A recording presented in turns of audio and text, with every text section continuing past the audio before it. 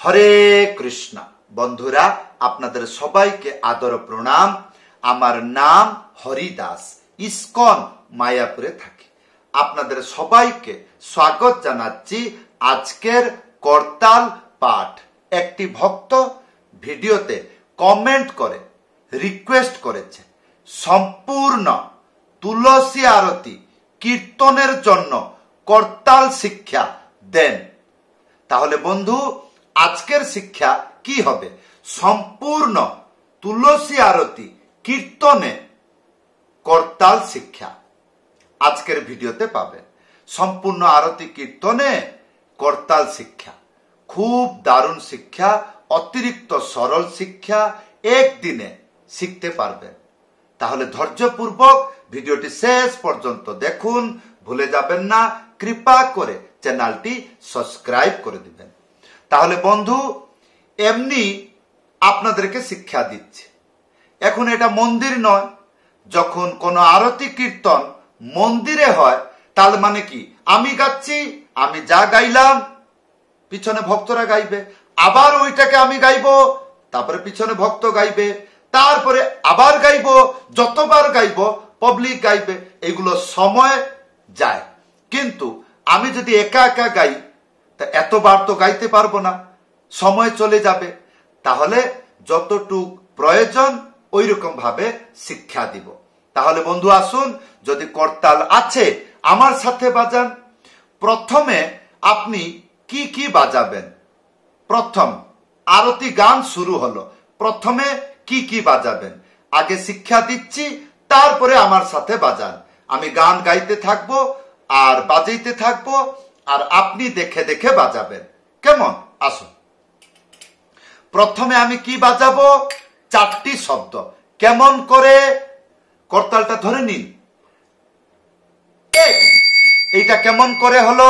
এই জায়গায় এইরকম করে উড়িয়ে বাজাবেন, এইটা হবে এক। তারপরে দুই, এইরকম করে বলবেন, দুই। দুই বাজবে না, খালি দুই। তারপরে তিন, চার। এখানে কি বুঝলেন? হ্যাঁ, তিন চার চেপে বাজাইতে হবে। তাহলে পুরোটা শুনতে কেমন লাগবে? এক দুই তিন চার, এক দুই তিন চার। আপনাকে এইরকম করে দেখাচ্ছি বুদ্ধি বাড়ানোর জন্য। এটা এইরকম করলে বুঝতে পারবো যে এক মাত্রা খালি। কিন্তু যখন এই জ্ঞানটি হয়ে যাবে, এইরকম গানেতে বাজাবেন, এক দুই তিন চার, এক দুই তিন চার, এক দুই তিন চার, এইরকম বাজাবেন। আর ইয়ার পরে ত্যাহি, ত্যাহি কেমন বাজাবেন দেখুন। নিচের দিকে এই জায়গায় এক, তারপরে আবার উল্টিয়ে যাবে দুই। তাহলে এটা কেমন করে বাজাবেন? এক দুই তিন চার পাঁচ। কি বুঝলেন?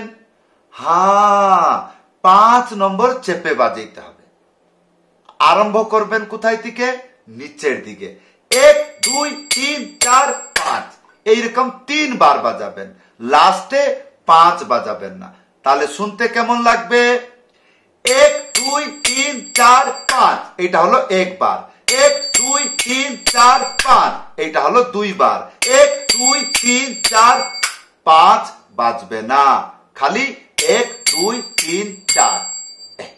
তাহলে বন্ধু, এইবার ধ্যান পূর্বক দেখুন কেমন করে মিলিয়ে বাজাইতে হয়। প্রথমে চারটি সংখ্যা, এক দুই তিন চার, এক দুই তিন চার, এক দুই তিন চার, এক দুই তিন চার পাঁচ, এক দুই তিন চার পাঁচ, এক দুই তিন চার, এক দুই তিন চার, এক দুই তিন চার। এইরকম ভাবে আগে অভ্যাস করে নেবেন। তাহলে বন্ধু আসুন, ইয়ার পরে কি কি শিখতে হবে তখন আমি আপনাকে শিক্ষা দিব। এবার প্রথম দেখুন, গানটি শুরু হলো। যেরকম গানটি হলো, ধ্যান পূর্বক শুনবেন কোন জায়গাতে করতালটি শুরু করতে হয়।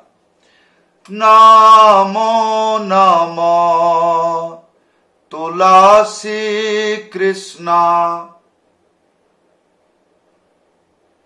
প্রিয়সী নমো নমো। ব্রজে রাধা কৃষ্ণ সেবা পাবো, এই অভিলাষী। তুলসী কৃষ্ণ প্রিয়সী, নমো নমো। এই যেমন আমি একটা পদ গিয়ে নিলাম, তার মানে এরকম হাজার পদ থাকতে পারে, আর যতটা পদ হবে এইরকম ভাবে বাজিয়ে চলে যাবে। কিন্তু মাঝে মাঝে ডবল হয়। ধরা যাক প্রথম পদ ডবল হইল না, দ্বিতীয় পদে কেউ কেউ ভক্ত আছে আবার ডবল শুরু করে দেয়। সেই ডবলতে আপনি কি বাজাবেন? প্রথমে কি বাজাবেন? Pick up. এইরকম সিম্পল। যখনই দেখবেন ডবল চলে আসছে, এইরকম এরকম করে 8 বার বাজিয়ে দেবেন। 8 বার, 1 2 3 4 5 6 7 8। তারপরে ডবল বাজাবেন। সেই ডবলটা কেমন করে বাজাবেন এইটা শিখুন। 1 2, এখানে কি বুঝলেন? আচ্ছা, 1 মানে চেপে বাজাইতে হবে, আর 2 মানে এমনি বলতে হবে খালি।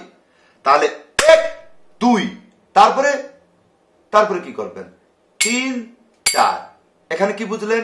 3 নিচে 4 এইরকম। তাহলে এই ধারেতে 3 4। তাহলে এখানে কি শিক্ষা হলো? 1 2 3 4, 1 2 3 4, 1 2 3 4, 1 2 3 4, 1 2 3 4, 1 2 3 4, 1 2 3 4, এইরকম অভ্যাস হবে। হলো? তাহলে যেরকম ধরা যাক একটা পদ গাইব, মোর এই অভিলাষ বিলাস কুঞ্জে দিও বাস, নয়নে রিব সদা যুগল রূপ রাশি।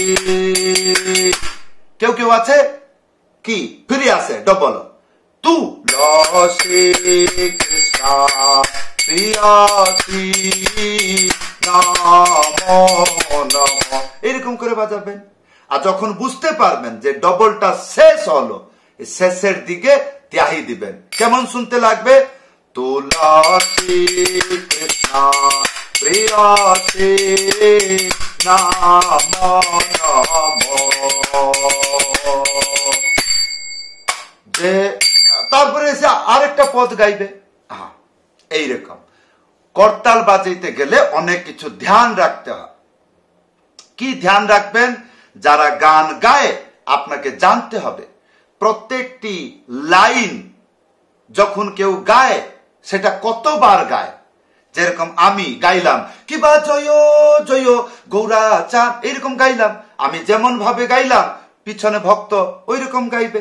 এইটাকে বলে একটা রাউন্ড। তারপরে আবার ওইটাকে কিবা জয়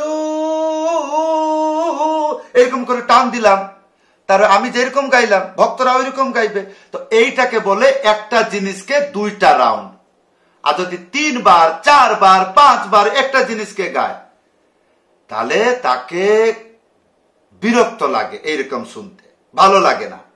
এই জন্য নিয়মিত অনুসার একটা লাইন যদি আপনি গান গাচ্ছেন তাহলে একটা জিনিসকে 2টা রাউন্ড গাইবেন। যদি আপনি বাড়িতে একা একা গাচ্ছেন তাহলে 2 বার গাইবেন।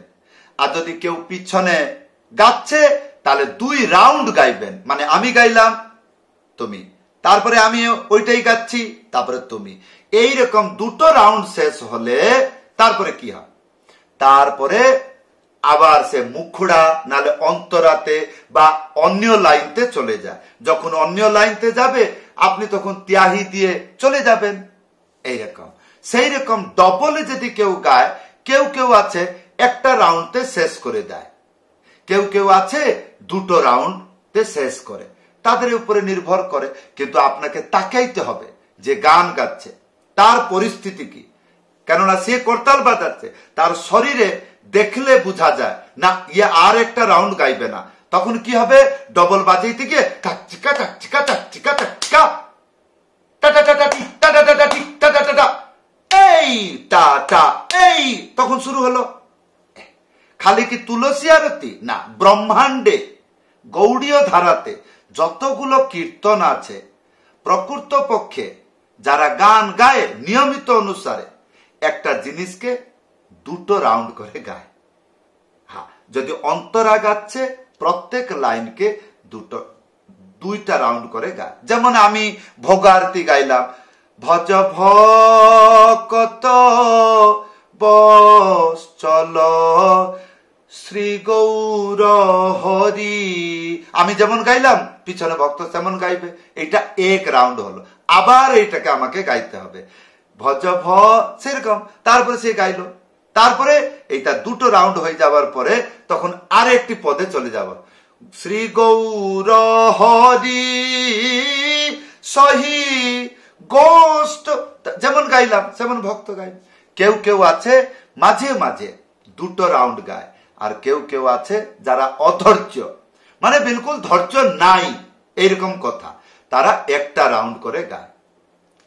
আর যারা বহুবার করে গায় সেই ব্যক্তি যেখানে যাবে শুধু খালি বিরক্ত ছাড়া আর কিচ্ছু নাই। হ্যাঁ, আর বহুবার করলে তার নাম হবে জপ, কীর্তন নয়। যদি একটা জিনিসকে বহুবার করে তাহলে বিরক্ত লাগবে না, তবে জপটা ঠিক আছে। হরে কৃষ্ণ কৃষ্ণ কৃষ্ণ হরে হরে, হরে রাম রাম রাম হরে হরে কৃষ্ণ কৃষ্ণ হরে হরে হরে রাম, তারা কোনো স্বর বদলা নাই, সেই জন্য ঠিক আছে। যজ্ঞের মন্ত্র হলেও তারাও সে ঠিক আছে, যেমন তেমন তারা করলো। কিন্তু গান গাইতে গেলে ভগবানের নামে কোন ভজন কীর্তন মহামন্ত্র গাইতে গেলে যে সুরে আমি গাচ্ছি সেই লাইনটা দুইবার করে বা দুটো রাউন্ড করে গাইলে সম্মানীয় হয়। আর যদি এক রাউন্ড করে গায় তবুও সম্মান হয়। আর যদি কেউ বহুবার করে গায় তাহলে এটা অসম্মান তো বলা যায় না ভগবানের নাম, কিন্তু অশান্তি বলা যায়। হ্যাঁ, সে অশান্তি করছে, লোক আর বসে শুনতে পারে না। একই জিনিসকে কচর কচর করে আধা ঘন্টা ধরে ওইটাই গাচ্ছে, তা আপনি বিরক্ত পাবেন না? তাহলে বন্ধু এই শিক্ষা আপনার জানতে হবে। যদি কেউ গাচ্ছে এইরকম, তা আপনি তো ছেড়ে আসতে পারবে না, তাহলে আপনাকেও বাজাইতে হবে, ধৈর্য রাখতে হবে। তো এই সব জিনিসগুলো জানবেন কি করে? যখন করতাল বাজাবেন এই দিকে সেই দিকে তাকাবেন না, ভগবানের সেবা করছেন। আপনি ভগবানকে না তাকিয়ে আপনি করতাল কেন বাজাচ্ছেন? কেউ একটা গাচ্ছে, কেউ একজন গাচ্ছে, তাই তো বাজাচ্ছেন।